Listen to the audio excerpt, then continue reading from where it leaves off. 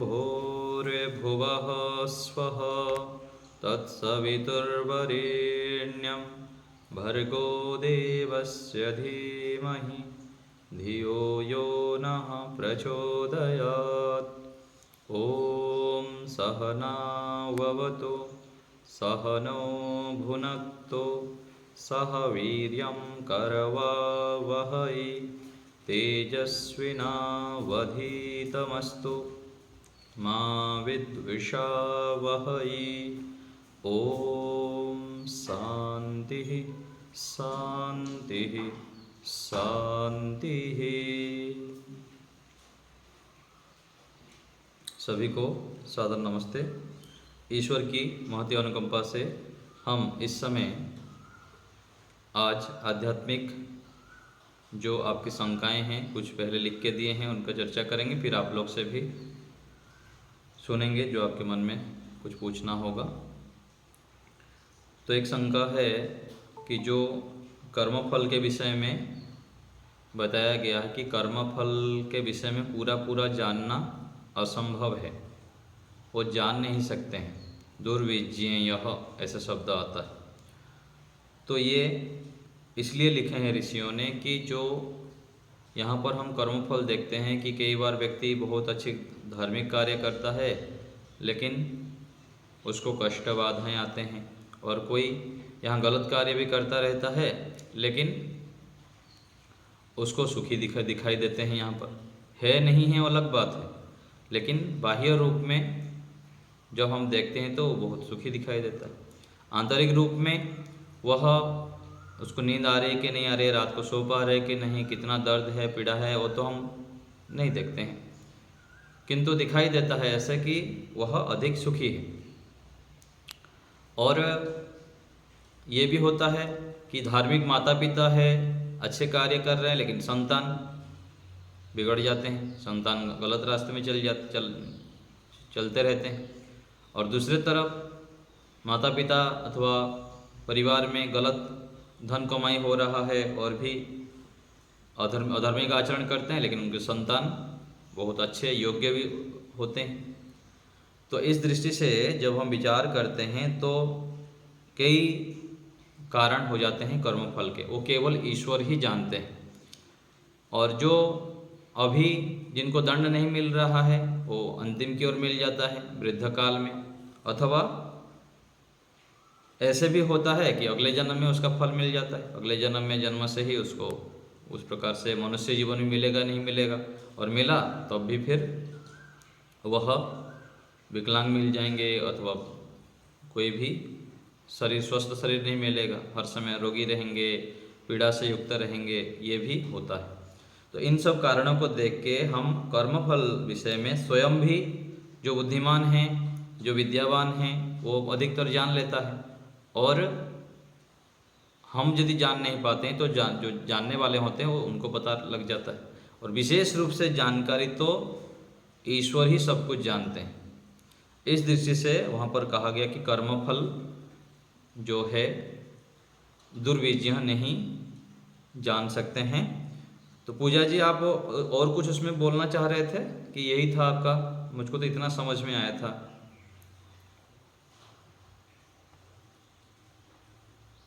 पूजा जी आप पूछे थे ना ये शायद?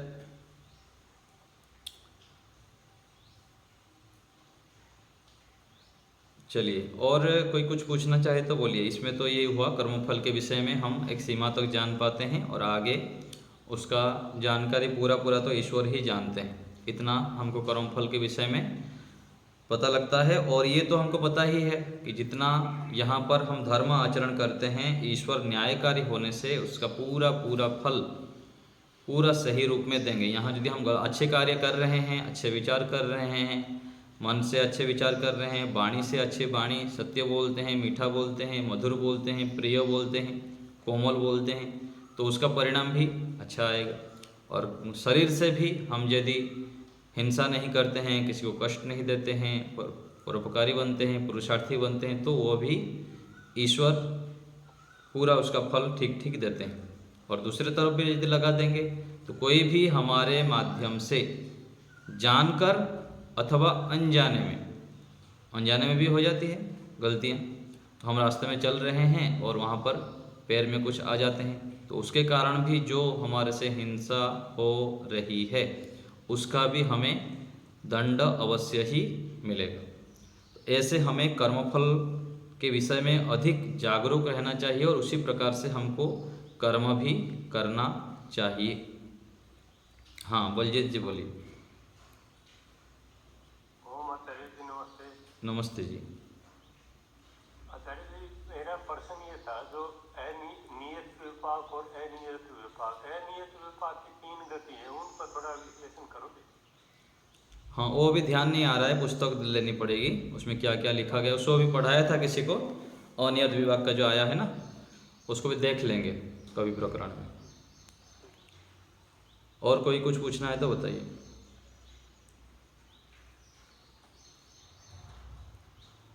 फिर और भी कुछ शंकाएं हैं हमारे पास, उसको भी देख लेंगे। आपको कुछ पूछना है तो बताइए।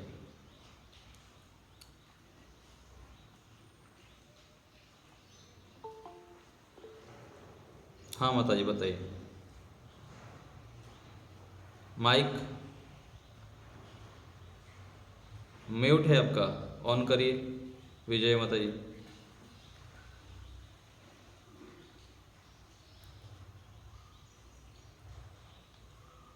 जी जैसे मैं तत्व से विजय। मंत्र के ऊपर जो नंबरिंग रहती है उसका क्या? हाँ माता जी। मंत्र के ऊपर नंबरिंग रहती है, जैसे 3 2 1 2 1 से नंबरिंग, मैं मंत्र भी आपको बताती हूँ। मंत्र उसमें होगा, एक तो हो गया मंडल, हो गया सुक्त, हो गया फिर संख्या हो जाते हैं।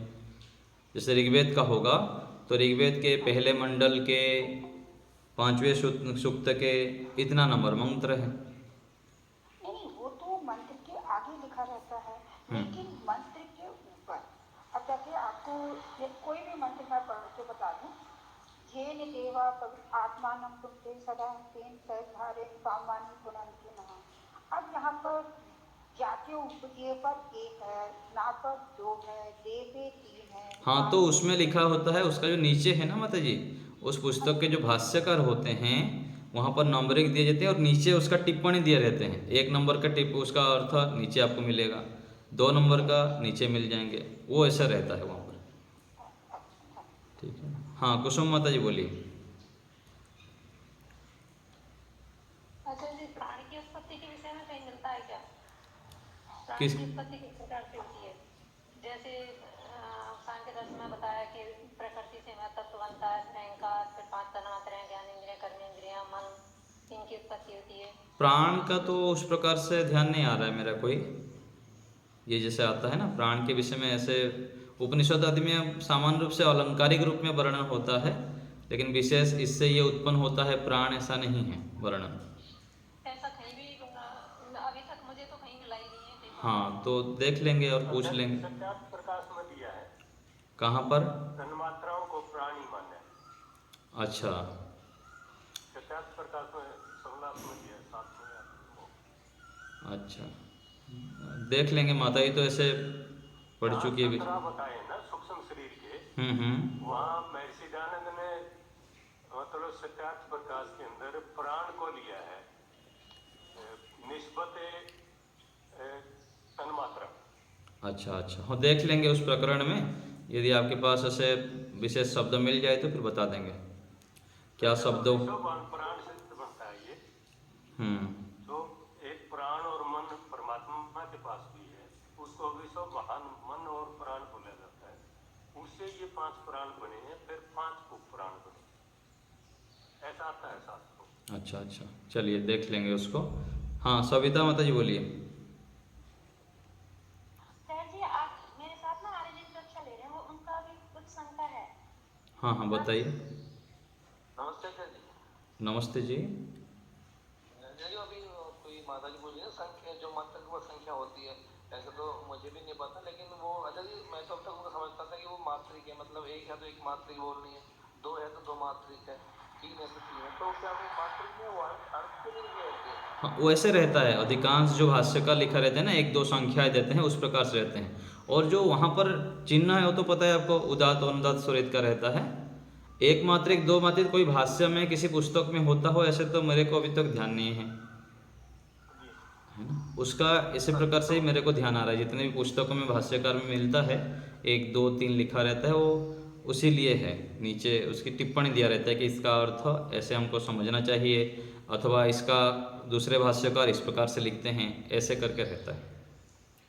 जी, और सभी अगर सभी भी लिखी हो जैसी संख्या जैसे मेरी पुस्तक है तो पूरे मंत्र में लिखे तो वो शायद मात्रिक हो सकती है, हो सकता है। वो देखनी पड़ेगी कौन से पुस्तक है, भाष्यकार उनके कौन हैं, उसके आधार पर हम निर्णय करेंगे। ठीक है ना।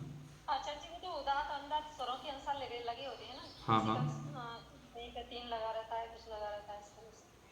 हाँ जी हाँ जी, वो भी हो सकता है। उदात अंतत स्वरित के हिसाब से जो भाष्यकार पुस्तककार होते हैं लिखने वाले, उसके आधार पर लिखे रहते हैं। कहीं पर आड़ी रेखा होती है, कहीं पर हाँ जी हाँ सीधी खड़ी हुई रेखा। जी जी। तो और एक शंका है कि जो सविता माता जी, हाथ नीचे कर लीजिए, हो गया आपका। और कुछ बोल रहे थे? हाथ नीचे कर लीजिए आप, सविता माता जी। तो और था कि संध्या, उपासना, और हम संध्या भी बोलते हैं, उपासना भी, और क्या कहते हैं, संध्या ध्यान भी बोलते हैं ना। ध्यान कर रहा हूँ, उपासना कर रहा हूँ, संध्या कर रहा हूँ, तो इसमें क्या अंतर है? तो एक दृष्टि से समान ही है, और एक ही जो व्यक्ति बोल रहा है उस शब्दों का प्रयोग करता है ना, संध्या कर रहा हूँ अथवा उपासना कर रहा हूँ, ध्यान कर रहा हूँ, तो एक ही अर्थ में उसका प्रयोग करते हैं कि ईश्वर के स्मरण में, ईश्वर के चिंतन में मैं लगा हुआ हूँ। इस अर्थ में इसका प्रयोग होता है। संध्या अर्थात संधि बेला में जो किया जाता है उसको संध्या कहते हैं। और उपासना ईश्वर के समीप बैठना, उप आसन, समीप बैठना, उसको उपासना कहेंगे। और ध्यान किसी एक विषय का निरंतर चिंतन करना, एक ज्ञान का निरंतर बनाए रखना, उसको ध्यान कहते हैं। तो ईश्वर के विषय हम जब चिंतन करते हैं वो ध्यान नाम से प्रसिद्ध है, और उसको हम ध्यान कहते हैं। ऐसे तो व्यवहार में हम बोल देते हैं कि बेटा ध्यान से जाना, आप ध्यान से रहिए, ऐसे भी कहते हैं। लेकिन जो ध्यान शब्द का विशेष प्रयोग होता है वह है हम ईश्वर के लिए प्रयोग करते हैं, तो इसीलिए हम उसको प्रयोग करते हैं। तो तीनों का अर्थ समान ही है, ध्यान, उपासना और संध्या।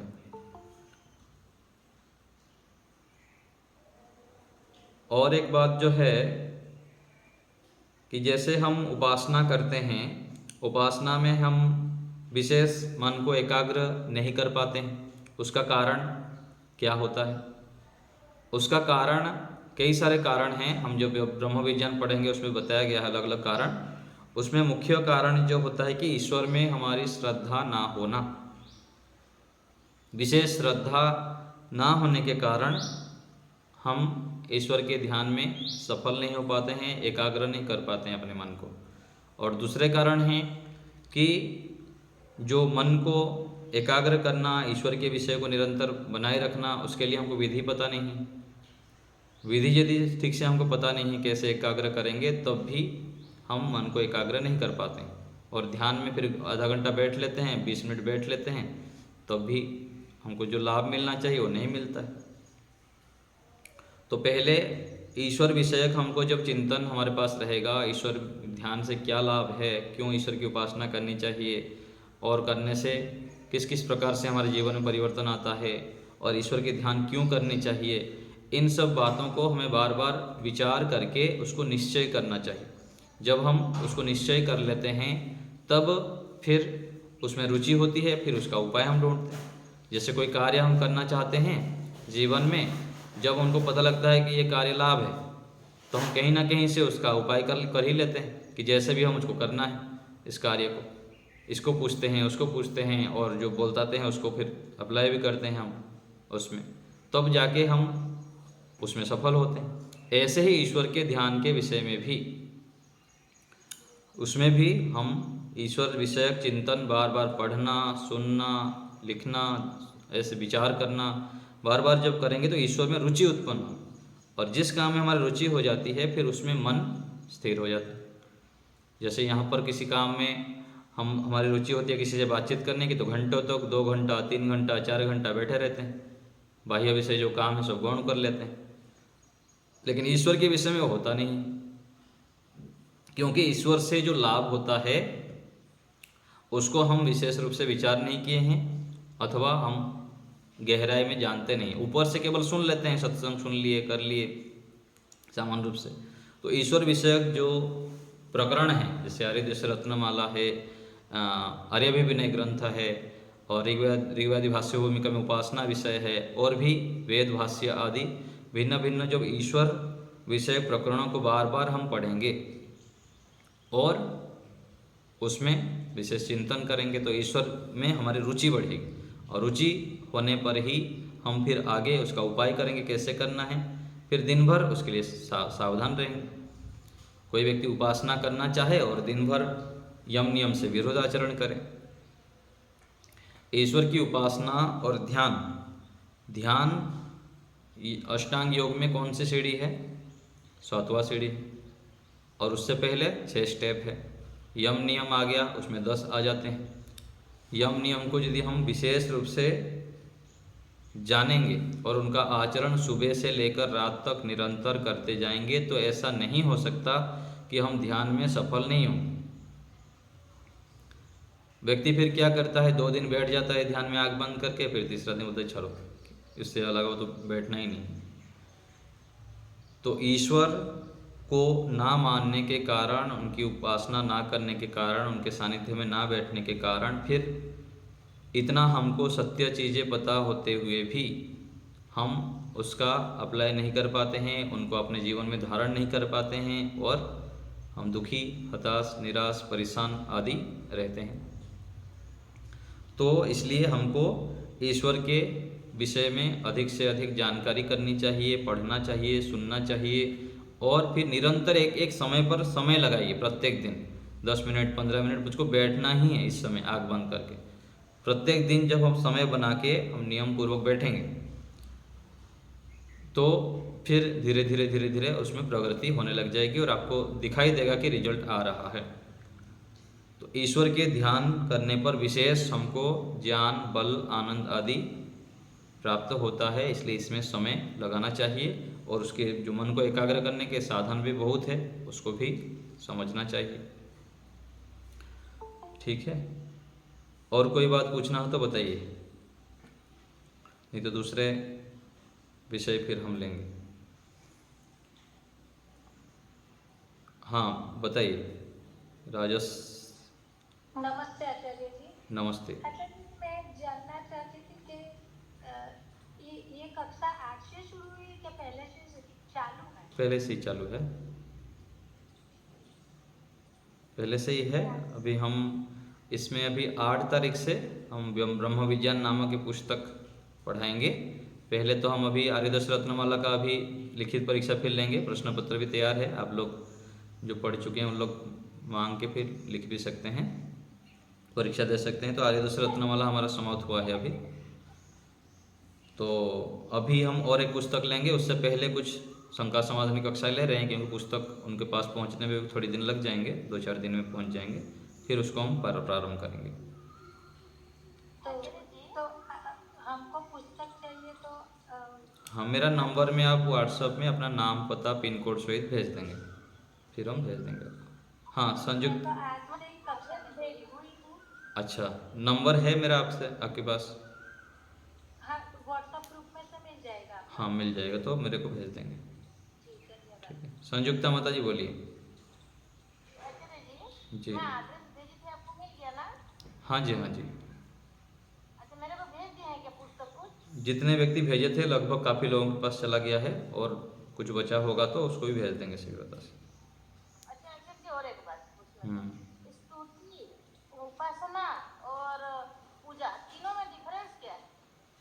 स्तुति मतलब गुणों का कीर्तन करना। अच्छा, हाँ, स्तुति मतलब गुण, जो उसी का स्तुति अर्थात स्तुति गान जो करते हैं ना, कि आपके अंदर ये गुण है, ये गुण है, आप ऐसे हैं, जो उसका गुणगान करते हैं उसको स्तुति कहते हैं। और प्रार्थना अर्थात मांगना, याचना करना कि मेरे को ये चाहिए प्रभु, आप बलवान हैं, आप बुद्धिमान हैं। किसी बड़े को मांगते हैं, माता पिता होते हैं उनकी जो मांगते हैं उसको भी प्रार्थना कहते हैं। और ईश्वर को मांगते हैं कि प्रभु आप ज्ञानवान हैं, हमें भी ज्ञान दीजिए, आप बलवान हैं, मुझको भी बल दीजिए, आप न्यायकारी है, मुझको भी न्यायकारी बनाइए। ये जो हम बोलते हैं इसको हम बोलते हैं प्रार्थना। और उपासना अर्थात उसको उपभोग करना, समीप बैठना और उससे लाभ लेना सीधा सीधा, है ना। जैसे मान लीजिए कि कोई व्यक्ति साइकिल का स्तुति करता है कि साइकिल ये इस कंपनी का साइकिल बहुत अच्छा आता है, छोटा बालक है और उसको बार बार सुनता रहता है, फिर याचना करता है, पिताजी को मांगता है, बार बार याचना करता है मेरे को ये चाहिए, तो ये प्रार्थना है। फिर जब वह आ जाता है फिर उससे चलाने लग जाता है, उसका प्रयोग करता है, वो फिर उपासना होगी। तो ऐसे ही ईश्वर की हम स्तुति करते हैं, प्रार्थना करते हैं, फिर पास में स्थिर होकर जो बैठते हैं वो गुण हमारे अंदर आने लग जाता है। और जो पूजा कहते हैं, पूजा अर्थात यथा योग्य सत्कार। पूजा शब्द का अर्थ है यथा योग्य उसका सत्कार करना, उसको पूजा कहते हैं। ठीक है, तो ऐसे हमको जानना चाहिए। पूजा तो जड़ की पूजा करते हैं लोग और चेतन की भी पूजा करते हैं। जड़ की पूजा इसी कर सकते हैं, उसको ऐसे कहेंगे कि जो वस्तु जड़ वस्तु है उसका यदि यथा योग्य हम प्रयोग करते हैं। हमारे पास कोई सामान है, पेन भी है, मान लीजिए पेन को जब काम हो जाता है उसको व्यवस्थित रखते हैं और उसको सुरक्षित रखते हैं, इधर उधर फेंकते नहीं हैं, कभी ढूंढने से मिल भी नहीं रहा है। तो यदि प्रयोग हम कोई भी जड़ वस्तु को उचित तरीके से करते हैं तो वो क्या है, जड़ पूजा हो गया। और चेतन माता पिता आदि की जो पूजा सेवन ये करना, सत्कार करना, उनके यथा योग्य चलना, ये क्या है, पंचायतन पूजा लिखा गया ना आदित्य रत्नमाला में। माता पिता अतिथि गुरु आदि की पूजा करना, ये चेतन देवता है। लेकिन अज्ञानता के कारण व्यक्ति फिर अलग अलग पूजा में लग जाता है, फिर जो लाभ मिलना चाहिए उसको मिलता नहीं। ठीक है, तो पूजा, हाँ जी, जैसे कि हम लोग योगा में जम का सबके लिए है, उसका 5 जो है सबके लिए मान्य है। तो उसमें जो अपरिग्रह आता है, तो अपरिग्रह 5 दोष लिखा हुआ है, हर चीज में तो दोष लग जा रहा है उसमें, तो फिर उसको कैसे करने से सही होगा? समझा नहीं। अपरिग्रह में जैसे कि अष्टांग योग हम लोग पढ़ रहे हैं तो उसमें अरे अपरिग्रह बोल के तो है ना, हमारा हाँ, अपरिग्रह का अर्थ है कि हानिकारक तथा अनावश्यक वस्तुओं का संग्रह नहीं करना, हानिकारक तथा अनावश्यक विचारों का संग्रह ना करना। लेकिन उसमें 5 दोष जो लिखा हुआ है, जैसे कि अर्चन दोष, लक्षण दोष, क्षय दोष, संग दोष, और तो हाँ जी, तो इसमें यही कहा, उसको थोड़ा सा और ये कर दिया गया कि यदि हम परिग्रह करेंगे, अर्जन रक्षण दोष आदि देख के फिर हमको उसको परिग्रह नहीं करना चाहिए। परिग्रह यदि करेंगे उसको थोड़ा सा और खोल दिया गया कि देखिए आप यदि परिग्रह करेंगे क्या क्या दोष है, क्या दोष देख के फिर उनको परिग्रह नहीं करना है। ठीक है, जो वस्तु हमारे पास है, मान लीजिए हमको जो चाहिए नहीं, हम सोचते हैं कि इस वस्तु को हमको रखना है, मेरे को लेना ही, तो जबकि हम उसको विचार करेंगे, यदि मान लीजिए लेता हूँ, मेरा कितना लाभ है, कितनी हानि है। यदि इसको लाता हूँ तो अर्जन करने के लिए मेहनत करनी पड़ेगी, फिर उसका रक्षा करनी पड़ेगी, फिर क्षय हो जाएगा, नष्ट होने से फिर कष्ट होगा। ऐसे करके उसमें दुख देखते हुए जो अनावश्यक चीज़ों को हमको दूर रखना है। ठीक, यही कहा गया कि इन सब दोषों को देखते हुए अर्जन रक्षण क्षय आदि जो बताया गया उसको देखकर हमको संग्रह नहीं करना है अनावश्यक वस्तुओं का। तब फिर क्या होगा, हम सुखी रह सकते हैं। नहीं तो फिर वो साधनों को इकट्ठा करते रहेंगे। होता है ना, कोई बहुत सारे सामान हमारे घर में ऐसे रहता है, ड्रेस भी ऐसे ही रहता है, सालों साल तो पहनते नहीं हैं, वो इकट्ठा करके रखे रहते हैं, ना गरीबों को देते हैं, ना कुछ कबाड़ा में उसको बेच देते हैं, कुछ नहीं, वो ऐसे ही पड़ा रहेगा, घर को सुंदर करता है और अच्छा नहीं दिखता। कोई आते हैं तो उनको भी अच्छा नहीं लगता। इसलिए जो आवश्यक नहीं रहता, कपड़ा चप्पल और जो भी वस्तुएं हैं उनको गरीबों को दान दे देना चाहिए, जिनको आवश्यक है उनको दे दीजिए, अथवा घर से बाहर करिए। उससे फिर परिग्रह होता है। जयंत जी बोलिए। महोदय, वो जो नित्य कर्म है ना, संध्या वंदन आदि, वो नित्य कर्मों का कोई फल है क्या, अच्छा और बुरा? हाँ है, जितना शास्त्र में बताया गया है, वेदादि ग्रंथ में जितना विधि बताया गया है वो सब करने से पुण्य मिलेगा, और जो निषेध कर्म है उसको करेंगे तो फिर पाप होगा, और विधि जो बताया गया उसको ना करने से भी दंड मिलेगा। दंड मिलेगा अर्थात हानि होगी। मान लीजिए बताया गया कि रात को जल्दी सो जाओ, नहीं सोएंगे, आप देर तक सोते रहेंगे, फिर क्या होगा, शरीर में उसका प्रतिक्रिया होगी, धीरे धीरे धीरे शरीर क्षीण होता रहेगा और फिर बहुत बीमारी हो जाएगी। खान पान सही बताया गया, ठीक से करो, जितना जो आवश्यक है वो खाओ, अनावश्यक मिर्च मसाला तेल आदि ना खाओ। यदि वैसे करेंगे तो फिर क्या होगा। हाँ जी। परंतु वेदांतो शास्त्र जो ग्रंथ है वो मैंने 2-3-4 बार अध्ययन किया अच्छी तरह से, तो वहाँ पर जो संध्या वंदन आदि है ना, वो कर्म तो निषिद्ध ठीक नहीं है, लेकिन वो कर्मों से कोई फल नहीं होता है, इस तरह ही कुछ बोला। बहुत सारे ग्रंथ है, वो अनार्स है, आर्ष ग्रंथ नहीं है, तो उसमें भी हमको बुद्धिमत्ता पूर्वक यदि अधिक जरूरी है तो पढ़ना चाहिए, नहीं तो छोड़ देनी चाहिए, है ना। फल कैसे नहीं होगा, अच्छे कार्य, वैदिक सिद्धांत यह है कि अच्छे कार्य जो भी हम करेंगे उसका फल है। कर्म तो बाहर का छोड़ दीजिए, मन में भी कोई एक विचार भी लाते हैं तो उसका फल अवश्य ही मिलता है। ठीक है सर, ये सब जानने के लिए कौन सा बुक पढ़ना चाहिए? सत्यार्थ प्रकाश पढ़िए, और अभी आपको ब्रह्म विज्ञान पुस्तक जाएगा उसको भी पढ़िए, है ना। और यूट्यूब में जैसे हमारा वीडियो है, और दर्शन योग महाविद्यालय की ओर से हमारे जो स्वामी जी आदि हैं उनको आप सुनते रहेंगे तो वैदिक सिद्धांतों को आप ठीक से जान पाएंगे। नहीं तो फिर बहुत सारे हैं ऐसे ही कथाकार है, पुस्तक हैं, उससे फिर उन लोग सही सही जानकारी नहीं देते हैं, और उससे फिर हमको सिद्धांत पता ना रहने से फिर हम गलत मान्यता मान लेते हैं। ठीक है, तो आप पढ़ते रहें। जो दर्शन ग्रंथ है ना, वो सभी को पढ़ा। हाँ जी, वेदांत सार ये वाला सब दर्शनों में भी अच्छे भाषा, अब स्कूल में जो पढ़ाई किया जाता है बहुत सारा ऐसा है कि उन लोग बहुत क्या बोलते हैं कि जो सत्य नहीं है उसको भी पाठ्यक्रम में जोड़ दिए हैं दुष्ट व्यक्तियों ने, जैसे कि हमारे युवा पीढ़ी गलत चीज़ें सुने जाने और फिर उनको गलत मार्ग पर लेने के लिए। इसलिए भी ठीक है, पाठ्यक्रम में है, आपको परीक्षा देनी है तो उसके लिए ठीक है, लेकिन वास्तविकता जानने के लिए आपको अच्छे भाष्यकारों को पढ़ना चाहिए, उससे फिर आपको ठीक ठीक ज्ञान हो सकता है। हाँ सर, आपका जो ये बात है ये सही है, क्योंकि ज़्यादा ही पंडित था और उन लोगों भी इसका विरोध किया, लेकिन फिर भी सायन का जो भाष्य है वो यूनिवर्सिटी। हाँ वो तो है ही है, वो तो है, सबको पता ही है ऐसी भी चीज़ें। तो इस प्रकार से हमको करना चाहिए, जितना चाहिए उतना पाठ्यक्रम में जो लिखा है उसको पढ़ लेना चाहिए। सत्य तो कुछ और है, जब हम सामर्थ्यशाली हो जाएंगे, कोई ऐसे व्यक्ति आएंगे तो उस पर फिर उस प्रकार से हो सकता है। ठीक है ना, ठीक है। और कोई बात किसी का, फिर हम थोड़ी देर ध्यान का अभ्यास करेंगे, समय भी हमारा हो चुका है। और किसी को कुछ पूछना है?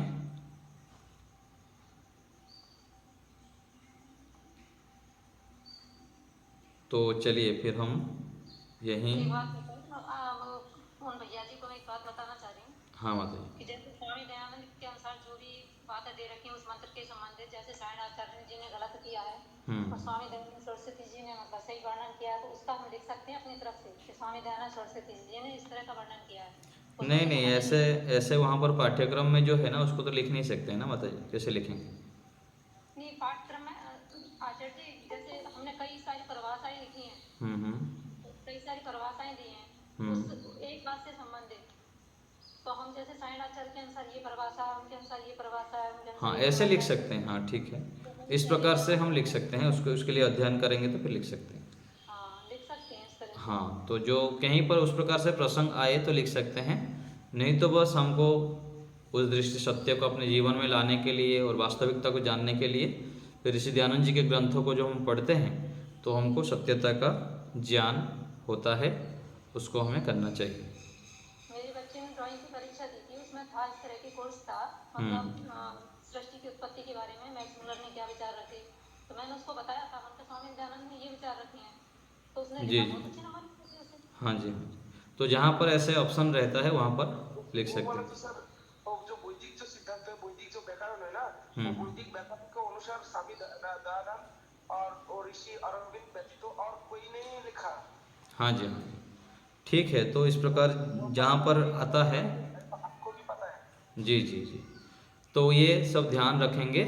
तो जहाँ पर सत्य और असत्य का बात आता है तो वहाँ पर स्वयं को ही अच्छे प्रकार से निर्णय करके अच्छे पुस्तकों को भी संग्रह करना चाहिए, और धीरे धीरे आप जब पढ़ाई के साथ साथ ईश्वर की उपासना करते हैं और जीवन में भी सात्विकता लाते हैं, खान पान। और एक बात सर, एक सेकंड में, और जो मैक्स मुलर है ना, वो 1991 पे, सॉरी 1891 पे वो स्वीकार भी किया उसका जो भाष्य है वो गलत है, वो खुद से ही वो बोला। उसको उसके ऊपर उसका एक बुक भी है। आप जो बोल रहे हैं सभी लोगों को पता है, आप बोलेंगे तो क्या होगा उसमें, बताइए।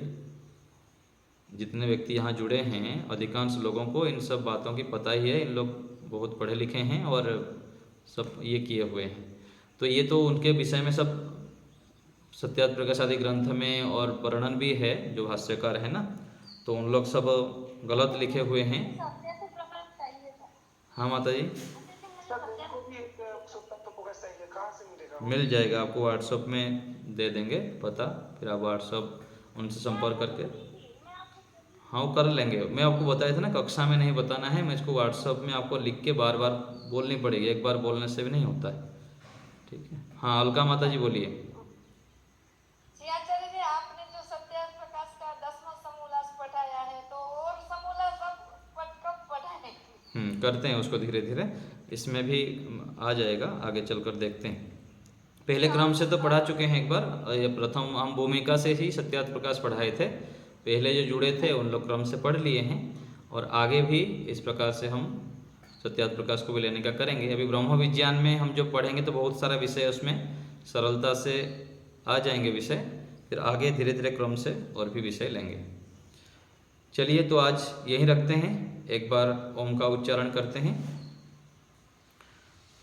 ओ